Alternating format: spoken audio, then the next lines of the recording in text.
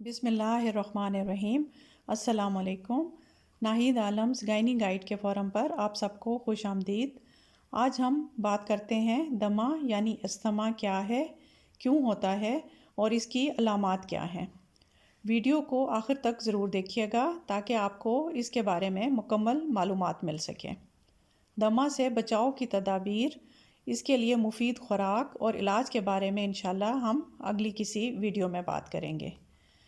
دمہ اصل میں پھیپھڑوں کا ایک دائمی مرض ہے مگر قابل علاج ہے۔ دمے کے شکار لوگ باقی لوگوں کی طرح بالکل نارمل زندگی گزار سکتے ہیں مگر احتیاطی تدابیر اور دوائیوں کے باقاعدہ استعمال سے۔ اس کو سمجھنے سے پہلے ہم یہ دیکھتے ہیں کہ سانس لینے کے دوران جسم میں کیا تبدیلیاں آتی ہیں۔ ایک نارمل انسان 1 منٹ میں 12 سے 16 مرتبہ سانس لیتا ہے۔ اس دوران آکسیجن پھیپھڑوں کے اندر جاتی ہے اور کاربن ڈائی آکسائیڈ باہر نکلتی ہے۔ اصل میں دمے میں وقتی طور پر سانس کی نالیوں میں سوزش ہو جاتی ہے اور اس سوزش کی وجہ سے سانس کی نالیاں تنگ ہو جاتی ہیں، جس وجہ سے سانس لینے میں دشواری ہوتی ہے اور سانس کی رفتار تیز ہو جاتی ہے۔ سانس کی رفتار تیز ہونے کے باوجود آکسیجن جسم کے تمام خلیوں تک صحیح طور پر پہنچ نہیں پاتی، کیونکہ تیز سانس لینے کی وجہ سے آکسیجن جسم میں کم ہو جاتی ہے اور اس کے ساتھ کاربن ڈائی آکسائیڈ بھی جسم میں کم ہو جاتی ہے، جس کی موجودگی نارمل حالات میں سانس کی نالیوں کو ریلیکس رکھتی ہے۔ مگر جب ایسا ہو نہیں پاتا تو سانس کی نالیاں سکڑ جاتی ہیں اور اس کا نتیجہ دمے کی علامات کی صورت میں ظاہر ہوتا ہے۔ دمے کے لیے عمر کی کوئی قید نہیں۔ اکثر اوقات تو یہ بچوں میں پایا جاتا ہے مگر آج کل بڑے، بوڑھے، جوان سبھی اس بیماری کا شکار ہو رہے ہیں۔ اس کو موروثی یعنی انہیریٹڈ مرض بھی کہا جا سکتا ہے کیونکہ 20% لوگوں میں یہ خاندان میں چلتا ہے۔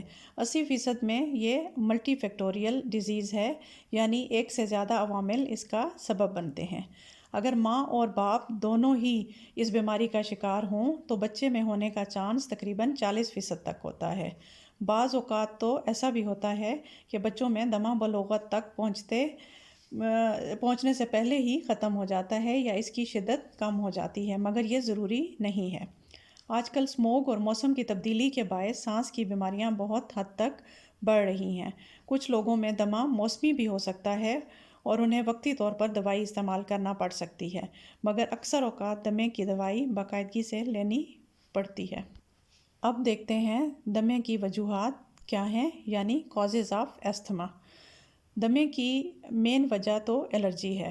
بہار کے موسم میں اس کی شرح بڑھ جاتی ہے کیونکہ ہوا میں موجود پولن سوزش کا سبب بنتا ہے۔ اس کے علاوہ دھواں، ہوا میں آلودگی، اسموگ، موسمی تبدیلیاں، ہوا میں نمی، درجہ حرارت میں تبدیلی، گھاس، مٹی یعنی ڈسٹ، تیز خوشبو کے ساتھ ساتھ گھر میں پالتو جانور یا پرندے کا ہونا دمے کی اہم وجوہات ہیں۔ نزلہ، زکام، گلا خراب دمے کے چانس کو کافی حد تک بڑھا دیتے ہیں۔ اس کے علاوہ خوراک میں استعمال ہونے والے پریزرویٹیوز بھی اس کا سبب بنتے ہیں۔ اسٹریس یعنی پریشانی سے بھی یہ مرض بڑھتا ہے۔ اب دیکھتے ہیں دمے کی علامات کیا ہیں، یعنی سمٹمز آف استھما۔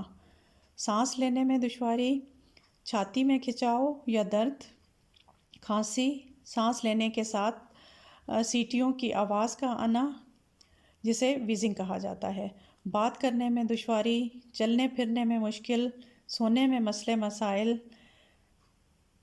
الرجی کی وجہ سے ناک سے اور آنکھوں سے پانی آنا، ناک کا بند ہو جانا، یہ تمام علامات ہیں۔ لیجئے جناب، یہ تھی ہماری آج کی سٹوری۔ اپنا خیال رکھیے گا، مجھے اجازت دیں، اللہ نگہبان۔